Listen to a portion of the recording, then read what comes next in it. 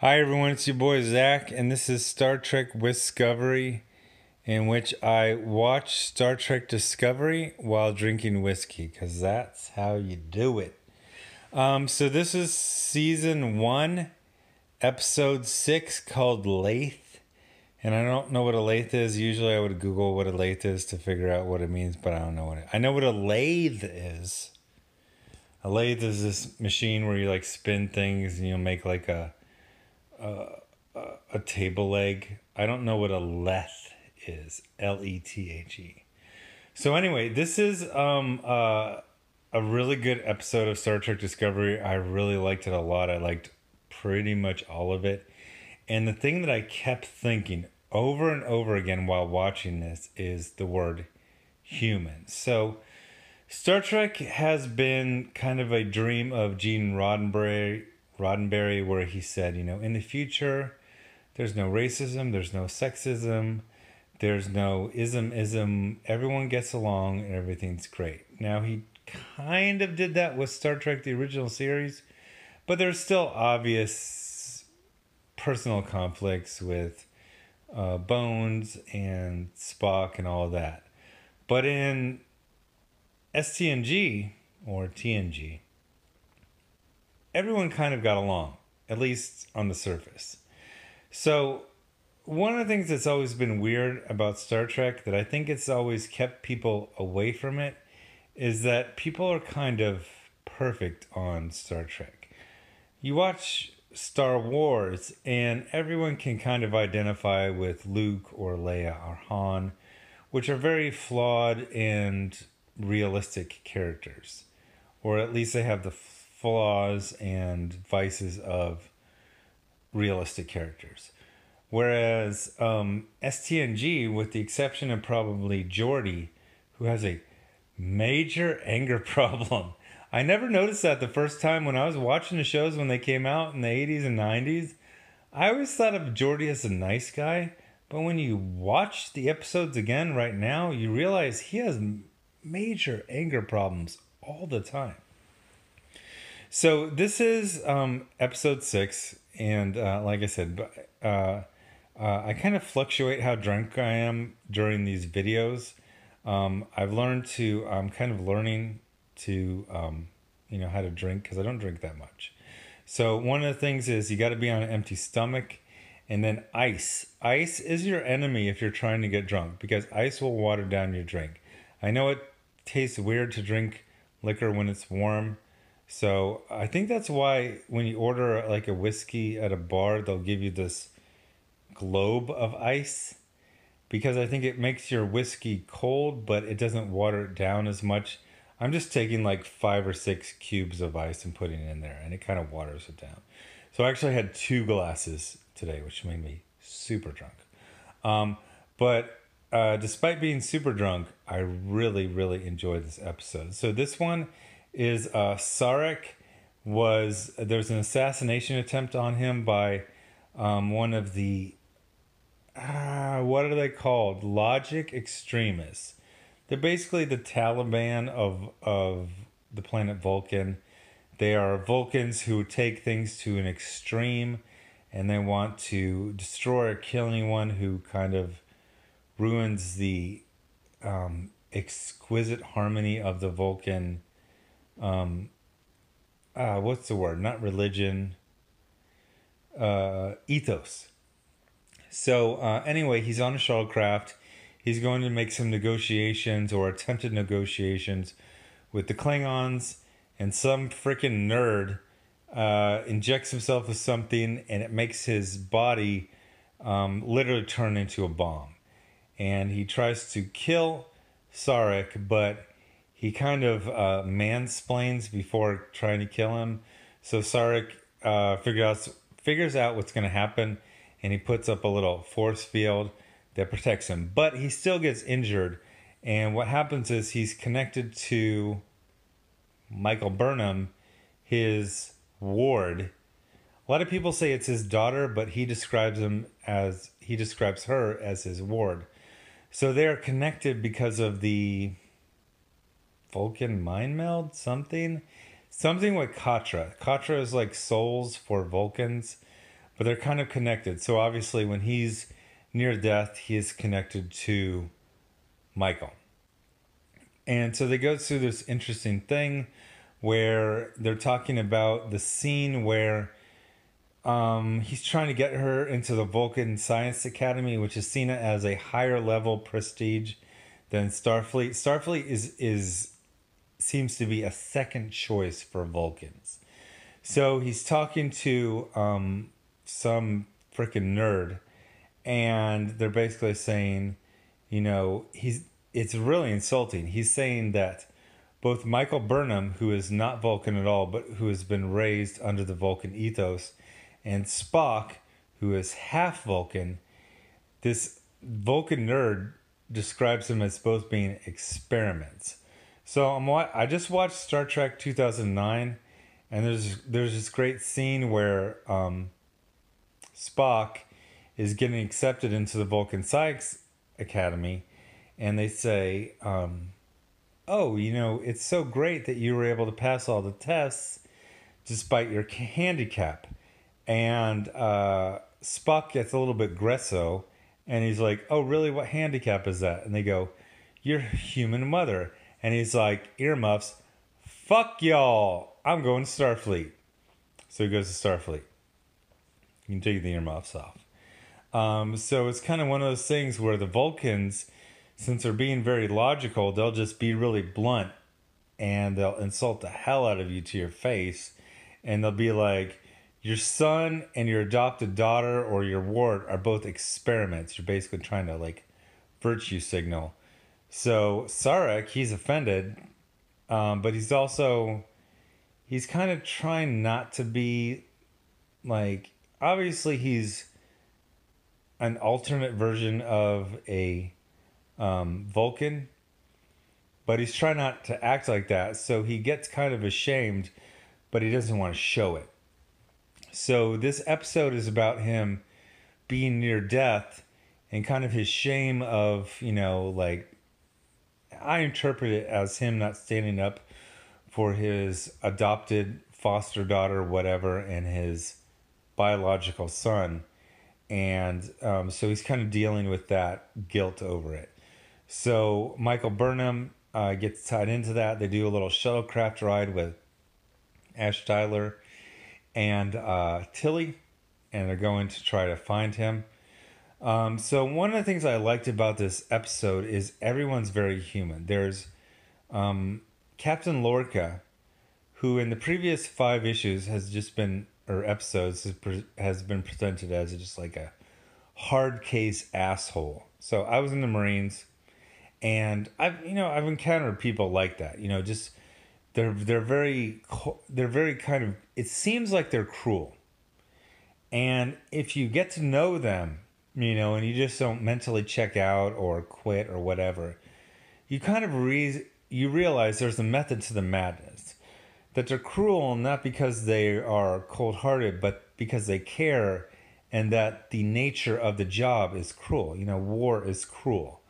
So if you want to be a good leader, some people have decided that cruelty is an aspect of being a good leader. And you'll see, you know, little cracks in their persona.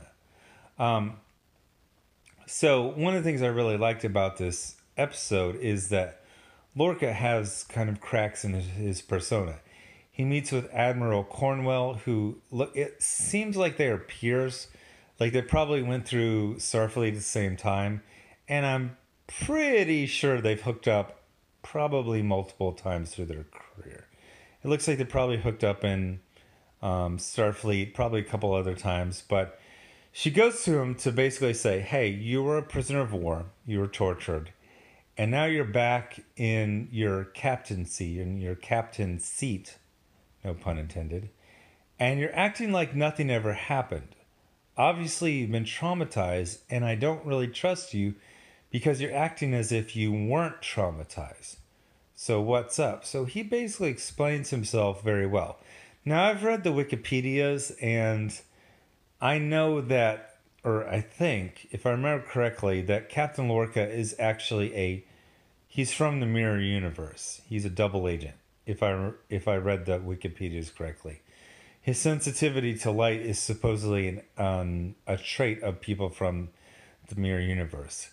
But at least in this episode 6, he seems very sincere. He's a hard case, he's an asshole, but he seems to genuinely be trying to protect lives and win the war to bring about peace. So Cornwell is basically telling him he's about to lose his captaincy. He's about to, she's about to pull rank on him. So he basically says, hey, let's have a drink like we did back in the day. And they have a drink, and, obviously liquor, it makes people more honest. Your true nature comes out. And when they're both drunk, they're basically both very understandable people. Like, they're not assholes. Lorca is very understandable, so is Cornwell. And they're kind of drinking and flirting a little bit.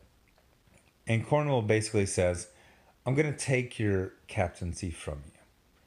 And so he basically shoots his shot, and he basically tries to be a Mac, and it works. He's able to pull it off, and they hook up.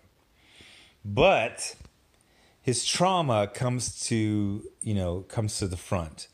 They hook up, and it goes well, and then I forget what happens exactly, but she tries to talk to him or something, and he basically pulls a phaser on it, puts it right in her face.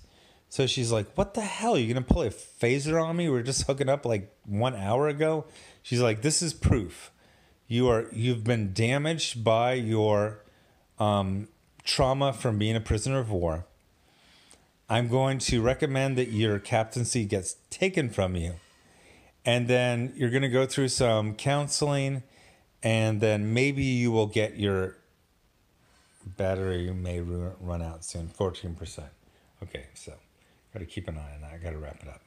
So anyway, she's saying, you're traumatized, you are compromised. I'm an admiral, you're a captain, you're a lower rank than me. I don't care if we were just hooking up 45 minutes ago. I'm going to take your captaincy from you, but if you go through some therapies and from counseling, you might get it back, which is very understandable. Now, honestly, I kind of forget what happened next, but there's a good bit where Michael Burnham, they're able to find Sarek, her foster father, and they basically have a coming to terms. She basically says, you're feeling guilt and you don't want to admit it, but I forgive you. It's a very nice scene. I really, really like this Star Trek Discovery series because people act like human beings and not like weird, perfected space aliens, perfected future versions of humans that are seen in the other versions of Star Trek. Sorry. There's a scene where Tilly is talking about Ash Tyler, and she's talking about how the rumor mill is he took out like 6 Klingons, and it's really badass, and she's turned on. And she's basically talking to Michael Burnham, and she's basically saying, I think it's really hot. He took out all these guys. It's a very, very primal reason for a woman to be attracted to a man. Now, she kind of holds off. I'm not sure why. She doesn't really shoot her shot with Ash Tyler. But Michael Burnham, the main character from Discovery, Ash Tyler, they basically have a very human and kind of hot, meeting where they're kind of, exposing their vulnerabilities and kind of admiring each other. And obviously there's probably, physical thing. They're both, whatever, in their 20s, and they're very photogenic. I really like this aspect. This is something that really hasn't been done. Let me check the battery power on this. 10%, so it's probably going to die pretty soon. So I'm going to wrap it up. But one of the things that every single scene in this episode has been humans acting human. And I know that might sound like it's weird, but that's actually fairly rare for Star Trek. So I really, really was interested in this aspect. So I know I've said that season 1 is a little too dark. It's a little too mirror universe. It's a little too non-Star Trek. But that's what I like about it. It's basically you take the Star Trek universe, you take starships, you take phasers, you take transporters, Klingons, Romulans, Vulcans, all that stuff. And then you go, what if people were human in this universe? What if they had flaws? What if they had basic human desires? What if they weren't perfect? And that's the thing I really, really like about Star Trek Season 1. It's the Star Trek universe imagined if human beings were in it. Non-perfected, very fallible human beings were in it. So I really like that aspect. And I'm really, really interested in the rest of the season. So apologies to people who don't like hearing people talking when they're obviously drunk like I am. I know I've been in that position before where it really disgusts me to hear people talking when they're drunk, but I sincerely feel that being drunk reveals your actual personality. If you're an asshole, it really comes out when you're drunk. If you're a nice person, it really comes out with your drunk. So I feel like I'm a pretty good drunk, so I think that's a pretty good representation of my character. So anyway, tell me what you think about this episode, Season 1, Episode 6. It's called Lathe. I know Captain Lorca is going to be revealed to be a double agent, at least that's what I think I knew. No, but I really like him, at least this aspect of this. I actually thought that the hookup between him and Admiral Cornwell was pretty hot. I like the budding relationship with Ash Tyler, who I know is a double agent. He's a genetically disguised Klingon, whatever. But it was very human, the way they're attracted to each other and they grow close to each other. I really liked all these aspects. I don't know why Tilly didn't shoot her shot. She's thicker than a bowl of oatmeal. I think she would have had a really good chance.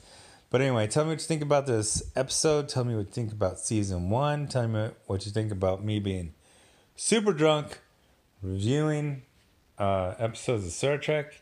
Thanks for watching. And my next video is going to be Valerian, City of 1,000 Planets? Is that what it's called? Whatever. I watched like half of it today. I really like it. I'm going to watch half of it tomorrow and do a video on it. And then tomorrow, Tuesday, Wednesday, whatever. I'll probably do another Star Trek Discovery in 2 days. Anyway, thanks for watching, and I'll have more videos soon-ish. Bye.